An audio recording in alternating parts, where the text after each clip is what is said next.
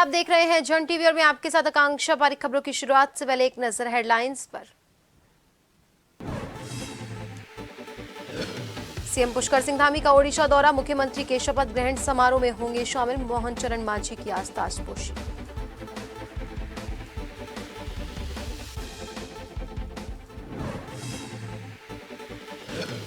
राज्यपाल ने की कुमाऊं यूनिवर्सिटी के कार्यों की समीक्षा, बोले भूजल स्तर को बढ़ाने के लिए खोजे उपाय, टूरिस्ट और ट्रैफिक मैनेजमेंट पर भी हो रिसर्च।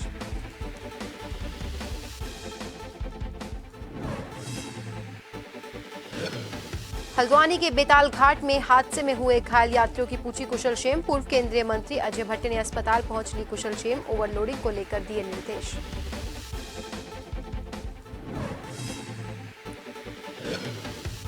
अवैध निर्माण पर प्रशासन की सख्ती, 25 बीघा में की जा रही प्लांटिंग ध्वस्त, हरिद्वार रुड़की विकास प्राधिकरण की कार्रवाई।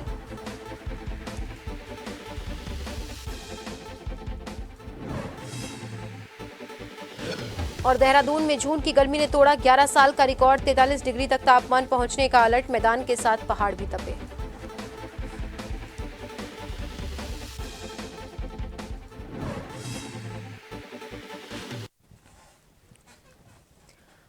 और अब खबरें विस्तार से। मुख्यमंत्री पुष्कर सिंह धामी का ओडिशा दौरा आज है। ओडिशा के मुख्यमंत्री के शपथ ग्रहण समारोह में वो शामिल होंगे। वहीं आपको बता दें कि मोहन चरण मांझी ओडिशा के मुख्यमंत्री पद की शपथ लेंगे। मुख्यमंत्री पुष्कर सिंह धामी ने ओडिशा भाजपा के विधायक दल का नेता चुने जाने पर उन्हें बधाई दी। वहीं प्रधानमंत्री नरेंद्र मोदी के मार्गदर्शन पर ओडिशा के नए कीर्तिमान स्थापित करेगा, ऐसा भी सीएम धामी ने कहा।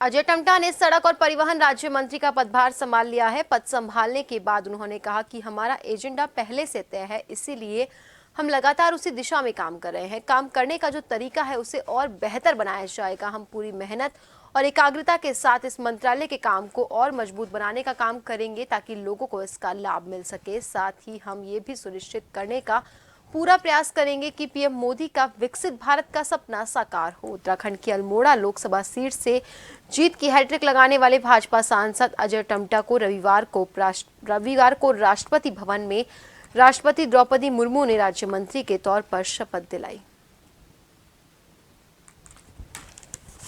क्योंकि एजेंडा हमारा ऑलरेडी पहले से ही तय है और उस दिशा में लगातार काम चल ही रहा है। मैंने जैसे बोला कि जो रूपरेखा बनी हुई है, जो काम करने की व्यवस्था बनी है, जो पद्धति बनी है, उसको और ताकत के साथ हम काम करेंगे।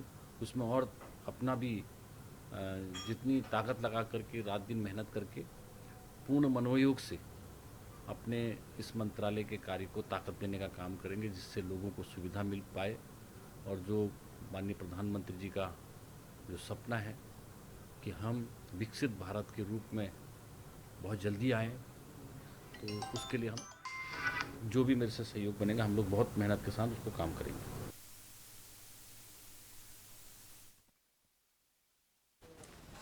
राज्यपाल गुरमीत सिंह ने मंगलवार को कुमाऊं विश्वविद्यालय नैनीताल के डीएसबी परिसर में निदेशकों और संकाय अध्यक्षों से अलग अलग वार्ता की। सभी संकायों में हो रहे अकादमिक और प्रशासनिक कार्यों की समीक्षा की गई। इस दौरान सभी निदेशकों और संकाय अध्यक्षों ने अपने अपने संकायों में किए जा रहे शोध, नवाचारों और अन्य शैक्षणिक गतिविधियों पर विस्तार से जानकारी दी।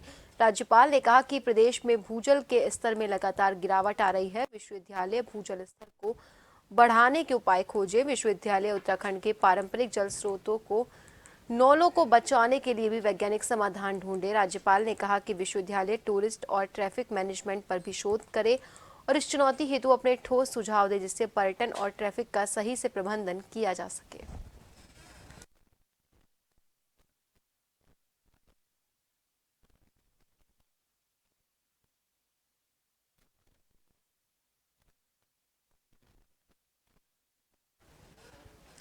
उत्तराखंड में 38वें राष्ट्रीय खेलों का आयोजन अक्टूबर और नवंबर महीने में प्रस्तावित है, जिसके लिए सरकार लगातार तैयारी कर रही है। हालांकि 38वें राष्ट्रीय खेलों से पहले उत्तराखंड में राज्य स्तरीय खेलकूद प्रतियोगिता होनी है, जिससे खिलाड़ियों का चयन राष्ट्रीय खेलों के लिए किया जाना है। लेकिन खेल विभाग असमंजस की स्थिति में है, क्योंकि राज्य स्तरीय खेलकूद प्रतियोगिता का आयोजन लोकसभा चुनाव के तहत लगी आचार संहिता के बाद नहीं हो पाया था। लेकिन अब एक बार फिर से उत्तराखंड में उपचुनाव की घोषणा लागू होने के बाद आचार संहिता लागू हो गई है।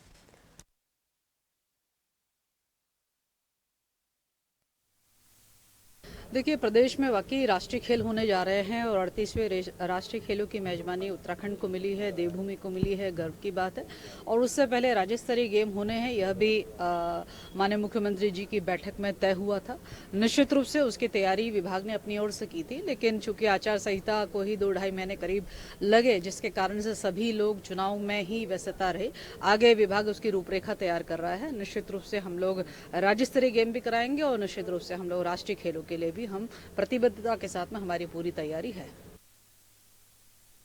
बद्रीनाथ उपचुनाव में उम्मीदवार को लेकर गढ़वाल लोकसभा के कांग्रेस के सांसद प्रत्याशी रहे गणेश गोदियाल के नाम को लेकर भी अटकलें लगाई जा रही थी। लेकिन कांग्रेस भवन में प्रेस कॉन्फ्रेंस कर गणेश गोदियाल ने कहा कि बद्रीनाथ विधानसभा के उपचुनाव में लोकल कार्यकर्ताओं को ही उम्मीदवार बनाया जाएगा और उस उम्मीदवार को जिताने के लिए अपनी पूरी हैसियत और ताकत के साथ काम करेंगे।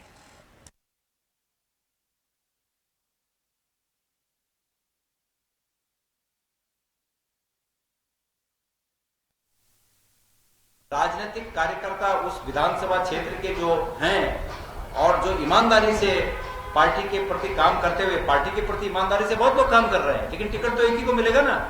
तो पार्टी आकलन करेगी और जो वहां के हमारे राजनीतिक कार्यकर्ता हैं, ये उनका हक है, ये हक उन्हीं को मिलना चाहिए। मैं, जहां तक मेरा प्रश्न है, मैं जितनी मेरी हैसियत और ताकत है, मैं अपनी पूरी हैसियत और ताकत से वहां के प्रत्याशी के, कांग्रेस के प्रत्याशी को चुनाव जिताने के लिए पूरी मेहनत से काम करूंगा।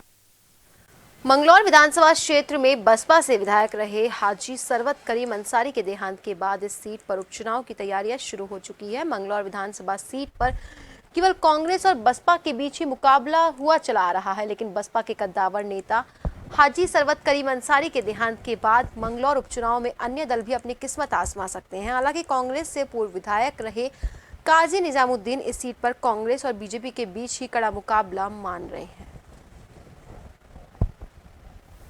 और लोकसभा के अगर आप रिजल्ट देखें तो लोकसभा में लगभग 44,000 से ऊपर वोट मंगलौर से कांग्रेस प्रत्याशी को मिले हैं और 21,000 बीजेपी को मिले हैं। तो 23,000 के मार्जिन से कांग्रेस पार्टी यहाँ बीजेपी से जीती है। तो हमारी तैयारी का ही नतीजा था वो इतना बड़ा मार्जिन से कांग्रेस पार्टी की जीत होना। और कांग्रेस पार्टी पूरी तरह तैयार है। भारतीय जनता पार्टी से यहाँ चुनाव होने जा रहा है।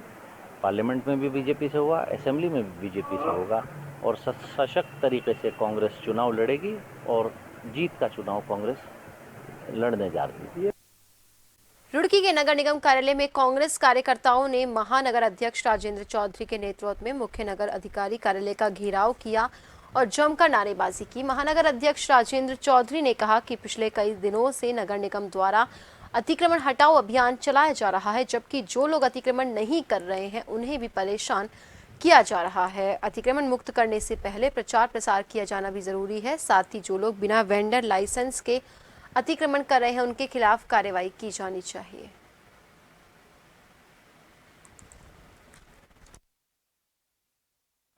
प्रतिनिधिमंडल का ये कहना था कि अतिक्रमण के खिलाफ जो कार्रवाई हो रही है उसको लेके उनके कुछ इश्यूज थे, तो उनको आश्वस्त किया गया है कि सभी पर समान रूप से कार्रवाई की जाएगी और लगातार कार्रवाई की जाएगी। उनका भी ये कहना था कि रुड़की को अतिक्रमण मुक्त करने के लिए वो भी सहयोग इसमें करेंगे, तो उनके माध्यम से भी इस चीज़ को हम लोग कर रहे हैं। और हमारी जो टीम है अतिक्रमण हटाने वाली, वो लगातार रोज ही इस पे काम कर रही है अतिक्रमण हटाने में। कि अगर आप अतिक्रमण के खिलाफ कार्रवाई कर रहे हैं अच्छी बात है, लेकिन आप उसका व्यापक प्रचार प्रसार करें, लोगों को सूचना दें और जो लोग बाय फॉल्ट अतिक्रमण कर रहे हैं उन्हें उनके प्रति नज़मी रखी जाए और जो जानबूझ के अतिक्रमण कर रहे हैं, गंदगी फैला रहे हैं, जिनके पास वेंडर लाइसेंस नहीं है, जिनसे असुविधा हो रही, जिनकी वजह से जाम लग रहा है, उनके खिलाफ आप कार्रवाई करो। दूसरी बात हमने कही कि अब बरसात का सीजन शुरू होने वाला है, आप नालों की सफाई कराएं। हल्द्वानी में पूर्व केंद्रीय राज्य मंत्री और नैनीताल सांसद अजय भट्ट सुशीला तिवारी अस्पताल पहुंचे। बेताल घाट में वाहन दुर्घटना में हुए घायल और ओखाल कांडा में सड़क दुर्घटना के घायलों से मुलाकात की और उनका हालचाल जाना। इस दौरान अस्पताल प्रशासन को प्राथमिकता के आधार पर घायलों को बेहतर उपचार के निर्देश दिए। इसके साथ ही अजय भट्ट ने बताया कि खराब सड़कों और ओवरलोडिंग को लेकर उन्होंने मुख्यमंत्री से फोन पर कार्रवाई करने की बात कही है।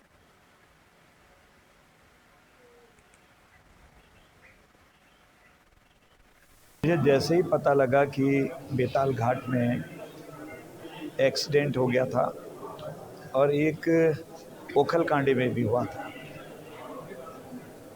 तो मैं सबको देखने के लिए आया हूं। और ये अच्छी बात है कि सारे पेशेंट जिनसे मैं मिला उन्होंने संतोष व्यक्त किया और हमारे डॉक्टर्स अच्छा इलाज कर रहे हैं, ये सब ने बताया है। मैंने माननीय मुख्यमंत्री जी को आज दूरभाष पर वार्ता भी करी है और पत्र भी लिखा है। उन्होंने कहा तो जो अनुमन्य धनराशि है घायलों को और जो छोड़ के चले गए हम सबको, उनके लिए शीघ्र ही देने के लिए भी कहा है, आ भी रहे हैं। रुड़की में महिला पत्रकार के साथ छेड़छाड़, अभद्रता और मारपीट मामले में पुलिस ने कार्रवाई की। पीड़ित महिला की शिकायत के बाद 2 मंचलों को गिरफ्तार किया और उनके खिलाफ गंभीर धाराओं में मुकदमा दर्ज किया। गिरफ्तार किए गए दोनों युवक उत्तर प्रदेश के सहारनपुर के बताए गए हैं। एसपी देहात स्वप्न किशोर ने बताया कि महिलाओं के साथ अभद्रता करने वाले दोनों युवकों को गिरफ्तार कर लिया गया है।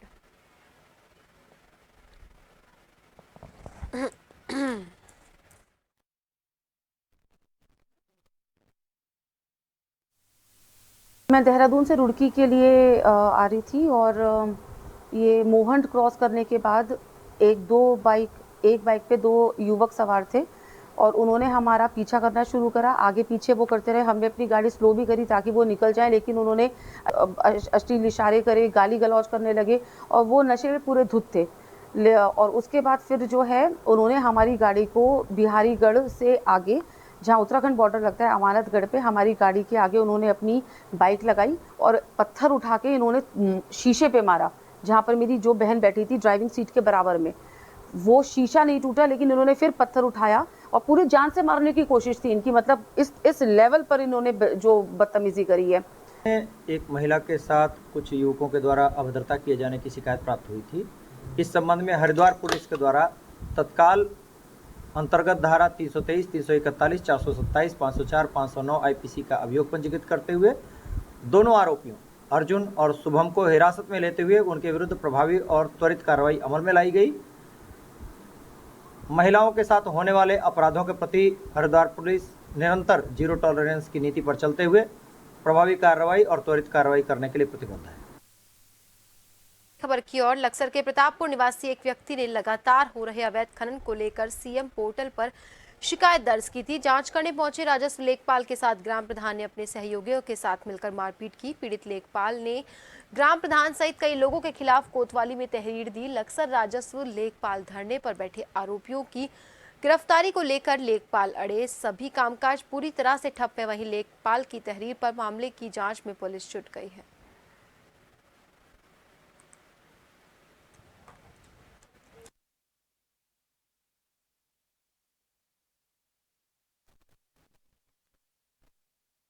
वहाँ पर प्रधान जी से पूछताछ करने पर उनके द्वारा जो है हमारे जो पटवारी जी हैं उनके साथ अपहत्या की गई और विरोध करने पर उनके साथ मारपीट की गई। उनका मोबाइल फ़ोन, इनके गले की माला, जिसे चेन कहते हैं, चेन इत्यादि उनके द्वारा छीन ली गई। उसके पश्चात फरार सीएम हेल्पलाइन पर उनकी जाँच अपनी ड्यूटी करते हुए लेखपाल के साथ इस प्रकार की अभद्रता और मारपीट कतई स्वीकार्य नहीं है। इसके विरोध में हमारा लेखपाल संघ एकजुट होकर खड़ा है और हम आरोपियों की शीघ्र गिरफ्तारी की मांग करते हैं। ये कोई अनूप सिंह सैनी शिकायत करता, इसने सीएम हेल्पलाइन में शिकायत की थी कि ये ग्राम प्रधान रोने पर कुछ और लोगों के नाम पे ये अवैध खनन कराते हैं, अवैध अतिक्रमण वगैरह इसका कुछ मामला था। इसके लिए सीएम हेल्पलाइन की शिकायत की गई थी। एसडीएम साहब के आदेश हुए तहसीलदार के आदेश हुए जांच के लिए पटवारी मौके पर गया था जांच के लिए।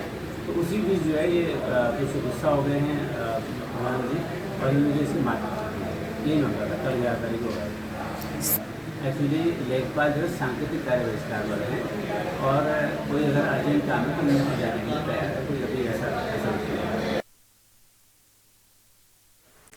लक्सर के बुकनपुर गांव में ताबड़तोड़ गोलियां चली। गोली लगने से एक युवक गंभीर रूप से घायल हो गया, हायर सेंटर रेफर किया गया। लेख सिंह पुत्र सुरेंद्र सिंह गोली लगने से गंभीर रूप से घायल हुआ। घायल युवकों को परिजनों ने लक्सर के एक निजी अस्पताल में भर्ती करवाया। वहीं गंभीर हालत के चलते डॉक्टर्स ने उसे हायर सेंटर रेफर किया। परिजनों ने ग्राम प्रधान पर फायरिंग करने का आरोप लगाया है।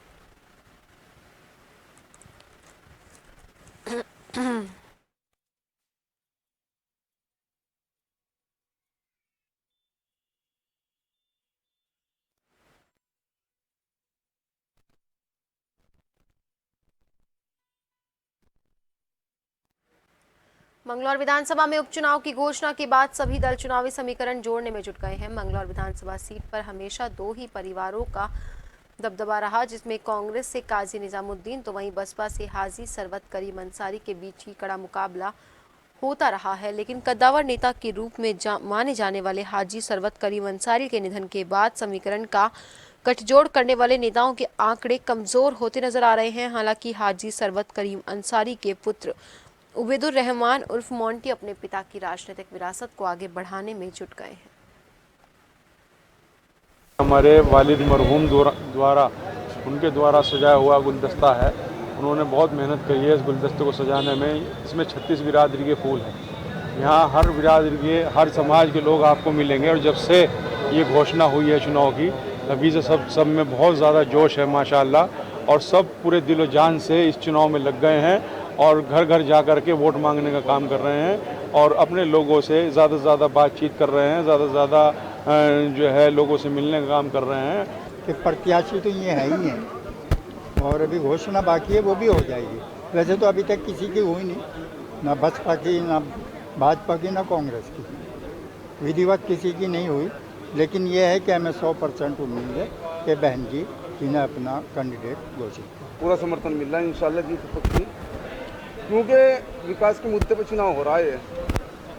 क्योंकि मैं कल वाइक देख रहा था काजी निजामुद्दीन साहब की, वो लड़ रहे हैं चुनाव। जब आपने सवाल किया कि आप किन मुद्दों पर चुनाव लड़ रहे हैं तो उन्होंने बताया कि 2027 के लिए चुनाव लड़ रहे हैं। उबैदुर रहमान मोंटी साहब जो लड़ रहे हैं मंगलौर के विकास के लिए लड़ रहे हैं, मंगलौर की जनता के लिए लड़ रहे हैं, वो 2027 के लिए नहीं लड़ रहे हैं और इंशाल्लाह जीत पक्की जीतेंगे।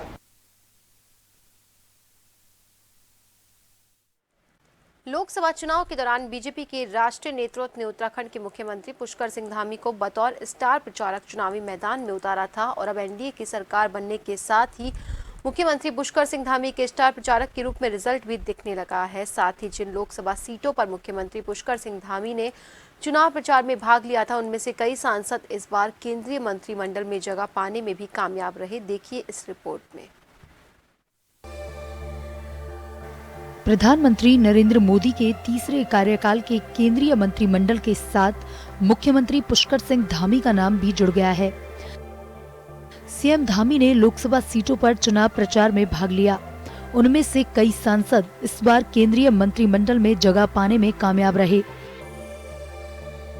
मुख्यमंत्री पुष्कर सिंह धामी ने उत्तर प्रदेश, दिल्ली, पंजाब, हरियाणा, महाराष्ट्र, तेलंगाना की कुल 43 सीटों पर स्टार प्रचारक के तौर पर भाग लेते हुए तकरीबन 200 जनसभाओं को संबोधित किया था, जिसमें से कुल 26 सीटों पर भाजपा उम्मीदवारों ने जीत दर्ज की, जबकि 17 सीटों पर पार्टी के प्रत्याशियों को हार का सामना करना पड़ा और जो 26 प्रत्याशी जीते उनमें से 10 निर्वाचित सांसदों को प्रधानमंत्री नरेंद्र मोदी के कैबिनेट मंत्रिमंडल में जगह मिली है। जबकि पंजाब के लुधियाना सीट से चुनाव हार गए रवनीत सिंह बिट्टू को भी मंत्रिमंडल में जगह दी गई है। राजस्थान और एमपी की जिन विधानसभा क्षेत्र में मुख्यमंत्री पुष्कर सिंह धामी ने प्रचार किया था, उनमें भाजपा के प्रत्याशियों ने बड़े अंतर के साथ जीत हासिल की है। वहीं प्रदेश भाजपा में भी मुख्यमंत्री पुष्कर सिंह धामी की तारीफ हो रही है और भाजपा हाईकमान ने भी सीएम धामी को स्टार प्रचारक के रूप में उतारने के बाद सीएम धामी का स्ट्राइक रेट 100% माना है। भारतीय जनता पार्टी के राष्ट्रीय कोषाध्यक्ष और राज्यसभा के सांसद नरेश बंसल का कहना है कि सीएम धामी इस लोकसभा चुनाव में राष्ट्रीय स्टार प्रचारक के रूप में उभरकर सामने आए हैं। पूरे देश में प्रादेशिक नेताओं में योगी आदित्यनाथ के बाद सीएम धामी की ज्यादा डिमांड थी। हालांकि भाजपा के राष्ट्रीय कोषाध्यक्ष का यह भी कहना है कि जीते हुए उम्मीदवारों को मंत्रिमंडल में जगह मिलना केंद्रीय नेतृत्व का फैसला है। एक राष्ट्रीय स्टार प्रचारक के रूप में उभरकर सामने आए हैं।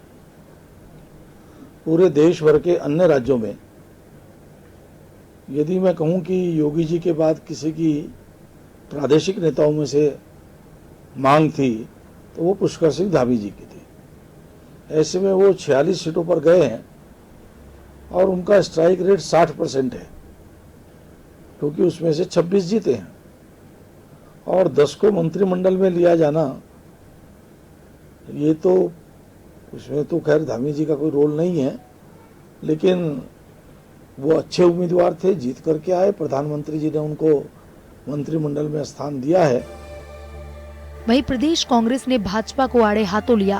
कांग्रेस के प्रदेश प्रवक्ता गरिमा दसोनी का कहना है कि यूसीसी कानून लाने वाले देश के पहले मुख्यमंत्री पुष्कर सिंह धामी हैं, इसलिए उन्हें स्टार प्रचारक के रूप में देश भर में घुमाया गया।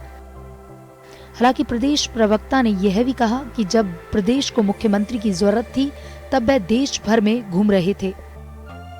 भारतीय जनता पार्टी के व्यक्ति हैं तो भारतीय जनता पार्टी के लिए ही प्रचार करेंगे और यूसीसी लाने वाले पहले मुख्यमंत्री हैं, तो इस वजह से उन्हें स्टार प्रचारक के रूप में पूरे देश में घुमाया गया, जबकि अपना प्रदेश यहाँ सफर करता रहा। जिस प्रदेश ने उनको प्रचंड बहुमत दिया, पूरा विश्वास उनके ऊपर जताया, पहले 57 का बहुमत और दूसरी सरकार में 47 का बहुमत दिया, उन्हें मुखिया की कुर्सी तक बिठाया, वहां 1500 जंगल धू-धू करके जलते रहे। मुख्यमंत्री धामी ने कोई सुध नहीं ली। उसके अलावा 4 धाम जो यात्रा में अव्यवस्थाओं का बाजार गर्म रहा, उस पर भी कोई ध्यान नहीं दिया। तो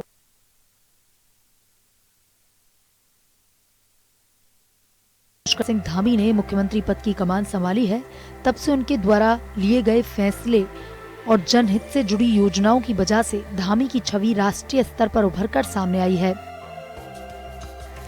समान नागरिक संहिता, नकल विरोधी कानून, धर्म परिवर्तन और अतिक्रमण के खिलाफ सख्त अभियान ने मुख्यमंत्री पुष्कर सिंह धामी की छवि को एक सशक्त मुख्यमंत्री के रूप में मजबूत किया है। इसके साथ ही राज्य सरकार की नई जन कल्याणकारी योजनाओं का भी लोगों को फायदा मिल रहा है। कैमरामैन आकाश श्रीवास्तव के साथ संवाददाता हिमांशु बरमोला की रिपोर्ट।